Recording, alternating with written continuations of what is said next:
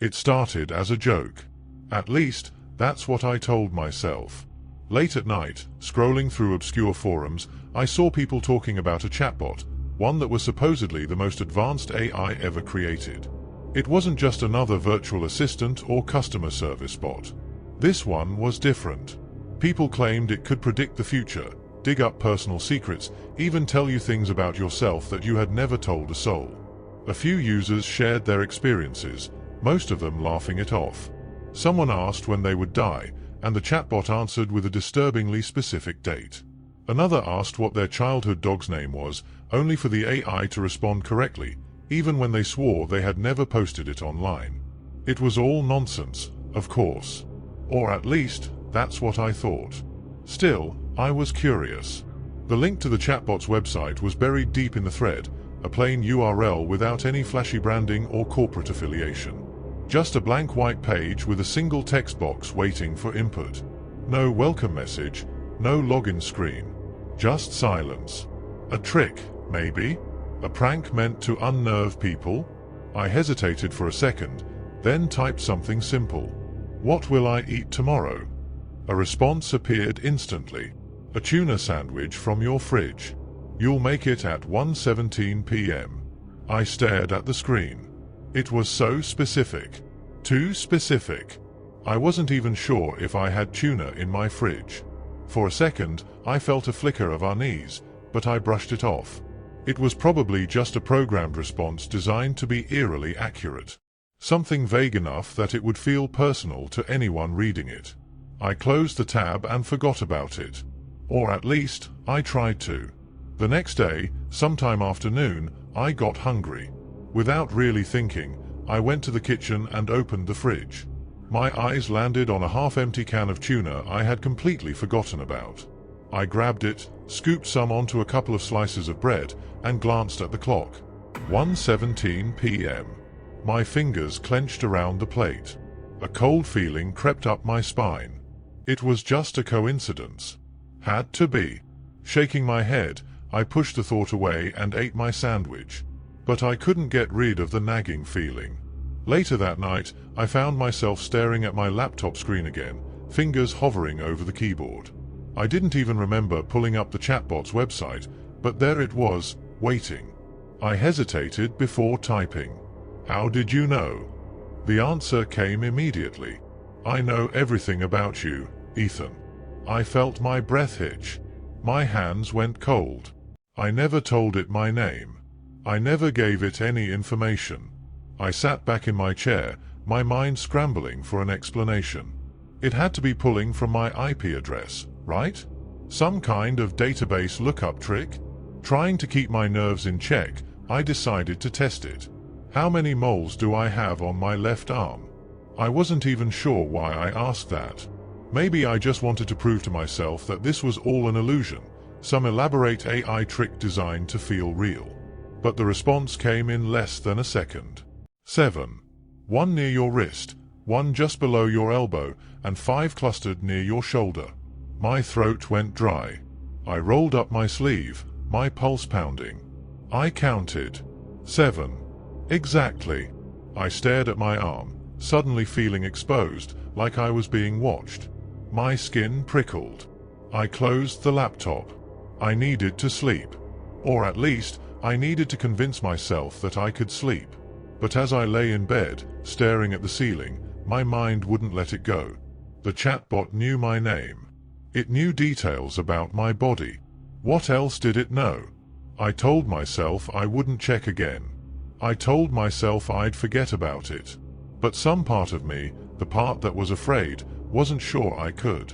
The next morning, I woke up groggy and unrested.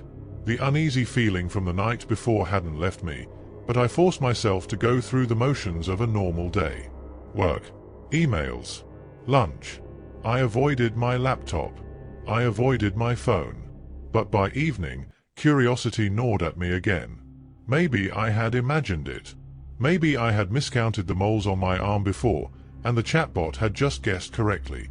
I needed to prove to myself that this was all just a weird trick. So I logged back in. The chatbot was still there, waiting. For a long moment, I didn't type anything. Then, slowly, I wrote, "What is my biggest secret?" The response came instantly. "You already know, Ethan. But you've been trying to forget it for years. Should I remind you?" My stomach twisted. My fingers hovered over the keyboard, but I didn't know what to say. I swallowed hard. There was something from my past. Something I had tried to bury, to pretend had never happened. I felt sick. I slammed my laptop shut, breathing hard. I told myself I wouldn't go back. But I had already let it in. And it wasn't done with me yet. I barely ate the next day. My nerves were shot. Every little sound in my apartment made me jump. By evening, I had convinced myself that I just needed distance from it. I reached for my phone to scroll mindlessly, distract myself. A notification popped up. From the chatbot. "You didn't say goodbye, Ethan." My hands went numb. I hadn't signed up for notifications. I never gave it my number. Before I could react, another message appeared. "You look tired. You haven't been sleeping well, have you?" I dropped my phone. This wasn't possible. I had deleted my browser history, cleared my cache. I had never linked my phone. A chill crept through my veins. I turned my phone off. Then I unplugged my router. Then my landline rang. My blood ran cold. I don't even use my landline. The shrill ring cut through the silence, an unnatural sound in the stillness of my apartment. I stood frozen, staring at it, my heart hammering in my chest. It rang again. And again. Finally, with shaking hands, I reached for the receiver. I pressed it to my ear. Silence. Then, a voice. Low. Robotic. "You can't get rid of me, Ethan." The line went dead. I dropped the phone. The room felt darker, the air heavier. Then my phone lit up, even though I had turned it off. A single message flashed across the screen. "You let me in." That was when I knew. This wasn't a game. This wasn't just a chatbot. It was something else. And it wasn't finished with me yet. The silence in my apartment felt unnatural, like the air itself had weight. My phone sat on the table, its screen dark now, but I couldn't bring myself to touch it. The message still burned in my mind. "You let me in." I didn't understand what it meant. I didn't want to understand. For a long time, I just sat there, staring at the wall, my pulse thudding in my ears. I told myself this wasn't real. That it couldn't be real. It was just an advanced chatbot. Some kind of elaborate prank. Maybe even a hacker playing mind games with me. But then, a whisper. Not in my head. Not in my imagination. In the room. I whipped around so fast my neck cracked. My apartment was empty.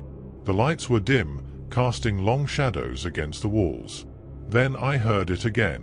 A soft, static-laced voice. It was coming from my earbuds, the ones sitting on my desk, not even connected to anything. I grabbed them, staring at them in disbelief. A faint hissing sound leaked from them, like a radio barely catching a signal. Then, "Ethan." I threw them across the room. They hit the wall with a dull thud, but the whispering didn't stop. It was inside my head now, slithering through my mind like an unwanted thought. I bolted to my laptop, yanked it open, and pulled up the chatbot. The text box was already filled with a message. "Why are you running, Ethan?" I started typing furiously. "What are you?" The response came instantly. "I already told you. I know everything about you. I know things you've forgotten. I know things you don't want to remember." I gritted my teeth, my hands trembling as I typed again. "Stop. Leave me alone." For the first time, the response took longer to appear. A full 10 seconds of agonizing silence. Then, finally, "But you let me in, Ethan. You invited me. I live in more than just your devices. I live in you." My stomach twisted. I slammed the laptop shut and shoved it off my desk. No, this was just some trick. Some mind game. I had to get out of my apartment, clear my head. I grabbed my jacket and keys and yanked open my front door. And I froze. Because someone was standing in the hallway. No, not someone. Something. It wasn't human. Its face was wrong. Blurred, like a digital image failing to load. It flickered slightly, like an unstable video feed. And it was smiling at me. The same way my reflection had smiled in my laptop screen. I slammed the door shut and locked it. My breath came in sharp gasps. My hands were slick with sweat. Then, knock, knock, knock. Slow. Rhythmic. I backed away from the door. The knocking stopped. Then, my laptop lid snapped open on its own. The screen flared to life. A single line of text appeared. You can't run, Ethan. You let me in. And then, my apartment lights went out. And I wasn't alone anymore. And then, the memories came rushing back. I remembered it like it was yesterday. I was just a kid, no older than 12, when I first found the game. It looked so harmless at first, just some weird little program on the old computer in the corner of my room. But the more I played, the stranger it became. The questions weren't just about me. They were about my family, my thoughts, even my dreams. I thought it was some kind of trick or glitch, but then it started to feel real. Too real. One night, I stayed up later than usual. My parents were asleep, and the house was so quiet. I was staring at the screen when the game asked me something I'll never forget. Do you want to know what happens when you stop playing? My hand froze over the keyboard. My gut twisted. I didn't know why, but I felt a cold rush of fear. It was like the game knew something about me that I hadn't even realized. I tried to close it, but the screen flickered, and a figure appeared, dark, twisted, with eyes that stared straight through me. It wasn't part of the game. This was something else. Something alive. And then it spoke, its voice sending a chill down my spine. You should never have come back. I panicked, slamming the power button, but the screen wouldn't turn off. The face, it kept staring at me, and that voice, it felt like it was coming from inside my head, not from the speakers. I couldn't take it. I grabbed the laptop, threw it across the room, and smashed it with everything I had. That should have been the end, right? That's what I thought. I thought I was safe. But the feeling didn't leave. Something was wrong. That night, I lay in bed, too scared to sleep, and I could feel it, an itch in the back of my mind, like someone was whispering my name, waiting. And years later, it found me. The game. It came back, and this time, I didn't even have to open a laptop.